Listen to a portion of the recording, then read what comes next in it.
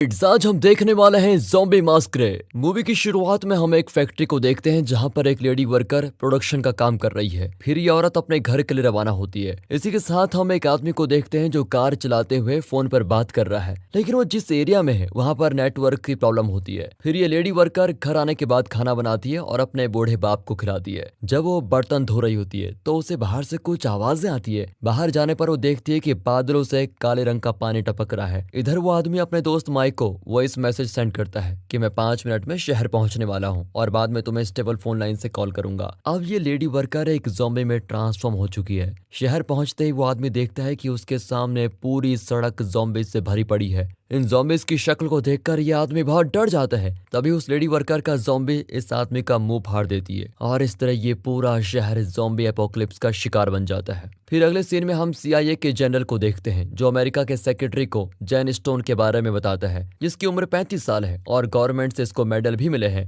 Jack को high risk वाले mission का स्पेशलिस्ट माना जाता है। वो बताता है कि सिर्फ जैक ही इस मिशन को पूरा कर सकता है। सेक्रेटरी पूछते हैं कि किस चीज के बदले जैक इस मिशन को हाँ करेगा। जनरल बताता है कि हमें उसे आजादी देनी होगी। जैक इस वक्त 6 फीट के जेल में बंद है और वो उम्र कैद की सजा काट रहा है। उसने राजद्रोह करके एक हत्या को अंजाम दिया है। उसकी 7 साल की बेटी है जिसे वो जेल जाने के बाद नहीं मिला है, इसलिए वो मिशन के लिए मना नहीं करेगा। सेक्रेटरी पूछता है कि क्या तुम्हें जैक पर भरोसा भी है कि वो किसी को बिना पता चले इस मिशन को कंप्लीट करेगा। जनरल कहता है कि वो खुद रोमानिया जाकर इस मिशन को कंट्रोल करेंगे और सब कुछ प्लान के मुताबिक ही होगा। वो कहता है कि एक्सप्लोजन इतना भयानक होगा जिससे लैब के सारे सबूत मिट जाएंगे। फिर जनरल जैक की टीम को इंट्रोड्यूस करवाते हैं जिसमें जॉन मैकडॉग है जो एक्सप्लोजन और फायर आर्म्स का एक्सपर्ट है। जॉन कांच और पेंसिल शार्पनर की हेल्प से जानलेवा हथियार बना सकता है। जॉन ने ही 1997 में कांग्रेस पैलेस को बॉम्ब से उड़ाया जिसमें 50 से भी ज्यादा लोग मारे गए। उनकी टीम का एक और मेंबर ड्रैगन एलिक है जो स्नाइपर स्पेशलिस्ट है और उसने ओसावा के युद्ध में अकेले 300 से भी ज्यादा लोगों को मार डाला, वो भी एक ही जगह से, और वो 1 मील दूर से किसी को भी चाहे मार सकता है। उनकी टीम में एक क्लोज रेंज फाइटर भी है जिसका नाम इडन सुजुका है। जब हमारे आदमियों के पास बारूद बहुत कम होगा तो हैंड टू हैंड फाइट में इसे कोई नहीं हरा सकता। ये लोग पैसों के लिए कुछ भी कर सकते हैं, इसलिए जनरल इस मिशन के लिए उनके बैंक अकाउंट में $2 मिलियन डालेगा और ये लोग इस मिशन के बारे में किसी को भी नहीं बताएंगे। अगर हमने इस मिशन को पूरा नहीं किया तो ये वायरस फैल जाएगा और ये ज़ॉम्बी अगर बाहर निकल गए तो कुछ ही घंटों में पूरी दुनिया वायरस से इन्फेक्टेड हो जाएगी। अब तो डॉक्टर न्यूमैन भी मर चुके हैं और उनकी बेटी का भी कोई पता नहीं है।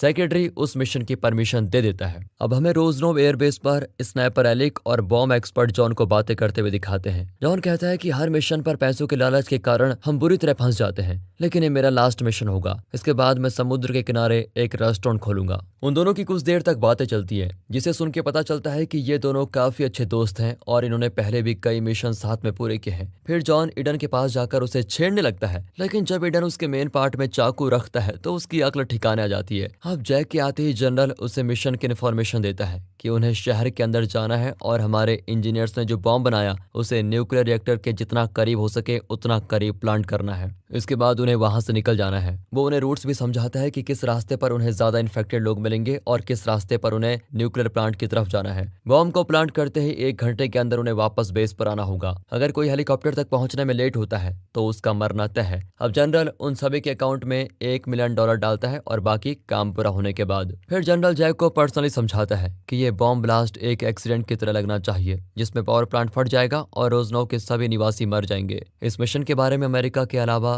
रोजनोव के देश को पता नहीं चलना चाहिए। जनरल उससे प्रॉमिस करता है कि मिशन पूरा होने के बाद उसकी सारी फाइलें और रिकॉर्ड्स को मिटा दिया जाएगा। फिर जैक अपनी टीम के साथ एक जीप से सिक्योरिटी चेक पोस्ट पार करके रोजनोव में एंटर करता है। एलिक कहते हैं मुझे अभी तक समझ में नहीं आया कि हमें किससे बचना है और किसे मारना है, क्या वो इंसान है या फिर कुछ और। रास्ते में उन्हें ज़ॉम्बी पड़े हुए मिलते हैं जिनकी बॉडी को कौवे नोच रहे होते हैं। जॉन मिशन के चीफ जैक को पूछता है, आप तो देखने में अच्छे इंसान लगते हैं, तो ऐसी क्या मजबूरी थी कि आपको इस झंझट में फंसना पड़ा। वो बताता है कि इस मिशन के पूरा होने पर मेरे सारे क्रिमिनल रिकॉर्ड्स को मिटा दिया जाएगा और अब ये न्यूक्लियर पावर प्लांट पर पहुंच जाते हैं। जॉन कहता है कि इस जगह कुछ तो गड़बड़ है यहाँ तो पिन ड्रॉप साइलेंस है। जैक उसे गेट खोलने के लिए एक्सप्लोजिव्स यूज करने का ऑर्डर देता है। तभी जॉन को मरे हुए सिक्योरिटी के पास दरवाजे का कार्ड मिलता है, जिससे वो दरवाजा ओपन करता है और कहता है बॉम्ब को आखिरी समय तक बचाना ही परफेक्ट बॉम्बर का प्लान होता है। इसके बाद सभी अंदर जाते हैं। उधर बेस पर जनरल कार्टर को यूएस प्रेसिडेंट कहता है कि इस बार ये मिशन फेल नहीं होना चाहिए।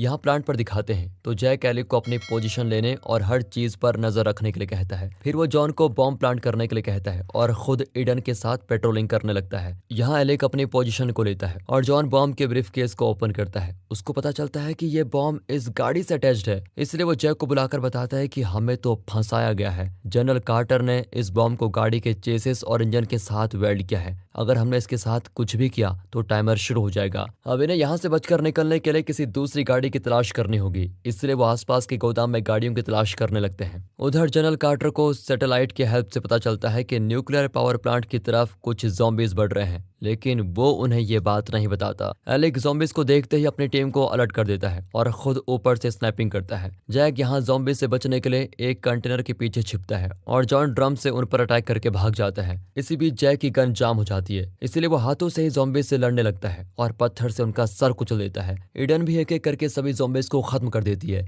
लेकिन एक ज़ॉम्बी एलिक को पीछे से काट लेता है। अब आखिरी 2 ज़ॉम्बीज बचते हैं जिन्हें जॉम ने बॉम्ब से उड़ा दिया है। फिर जॉन जैक से कहता है कि मेरे पास शॉटगन की सिर्फ 12 एमओ ही बची है। तभी एलिक वहां पर आता है, जो इन्फेक्शन की वजह से धीरे धीरे ज़ॉम्बी में ट्रांसफॉर्म हो रहा होता है। एलिक उन्हें अपने सर पर गोली मारने के लिए कहता है। जॉन को ना चाहते हुए भी उसे गोली मारनी पड़ती है। अपने बेस्ट फ्रेंड को मारकर जॉन बहुत ही उदास होता है। जैक उसे समझाता है कि ये उदास होने का टाइम नहीं है, हमें बॉम्ब फटने से पहले इस शहर को छोड़कर कार्टर से बदला लेना है। इसके बाद तीनों न्यूक्लियर पावर प्लांट से निकलकर शहर की ओर जाते हैं। रास्ते में जॉन कहता है कि अगर इस बार मैं बच गया तो कार्टर को खुद अपने हाथों से मारूंगा। यहाँ कार्टर सीसीटीवी फुटेज में देखता है कि उसके सोल्जर शहर में एंटर कर चुके हैं। तभी एक ऑफिसर कार्टर को बताता है कि हेलीकॉप्टर के ब्लेड्स में कुछ दिक्कत आ गई है और मैकेनिक भी अवेलेबल है नहीं। पायलट इसको ठीक करने की पूरी कोशिश कर रहा है, मगर उसको थोड़ा टाइम लगेगा। इससे हमें कार्टर का प्लान पता चलता है, जिसमें वो इन तीनों को मारने के लिए वहीं छोड़कर खुद प्लेन से जाने वाला था। इधर आगे चलने पर उन्हें गाड़ी मिलती है। इस गाड़ी का ड्राइवर पास ही में मरा पड़ा हुआ है। फिर तीनों गाड़ी से निकलते हैं। जैक बताता है कि आगे हमें इतने ज़ॉम्बीज मिलेंगे कि उनके सामने हमारी गोली बारूद भी कम पड़ जाएंगे। ईडन कहती है मुझे तो गोली की जरूरत है ही नहीं। शहर के अंदर उन्हें एक सड़क पर बहुत सारे ज़ॉम्बीज मिलते हैं, जिनको ये तीनों अपनी गन से मार रहे होते हैं। जाते समय ईडन जॉन को लकड़ी का टुकड़ा देती है, जिससे जॉन चलती गाड़ी से एक छोटी ज़ॉम्बी लड़की का सिर उड़ा देता है। फिर वो रोजनोव के पुलिस स्टेशन पर बंदूकें और गोलियां लेने जाते हैं। वहां भी उन्हें कुछ ज़ॉम्बीज मिलते हैं, जिनसे बचते हुए वो जल्दी से दरवाजा बंद कर देते हैं। तीनों अलग अलग जगह गोलियां ढूंढते हैं। जैक को कुछ गोलियां मिलती हैं और उसे जेल में बंद एक लड़की भी मिलती है,